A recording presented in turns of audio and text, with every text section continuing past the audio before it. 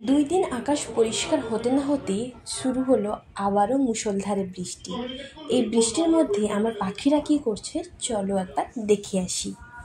পাখির যে নতুন বাচ্চাগুলি হয়েছিল সেগুলোকেই আমি তাদের প্যারেন্টসের থেকে আলাদা করে একটি বড় খাঁচার মধ্যে রেখেছি। দেখো পাখিগুলো কালারগুলো কি সুন্দর এসেছে। পাখিগুলো বেশ অনেকটাই বড় হয়ে গেছে, এরা এখন নিজেরা খেতেও শিখে গেছে।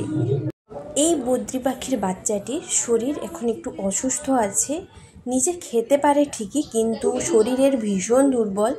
এর ট্রিটমেন্ট চলছে, জানি না কতটা কি ঠিক করতে পারবো, তবে বাঁচাতে না পারলে ভীষণ কষ্ট পাবো। আমাদের এখানে পুজোর কারণে ব্যাকগ্রাউন্ডে ভীষণ পরিমাণে মিউজিক বাজছে। সবশেষে ম্যাঙ্গোকে না দেখালে আমার নিজেরই খারাপ লাগে, তাই সবশেষে একে আমি তোমাদেরকে প্রত্যেকবারেই দেখাই।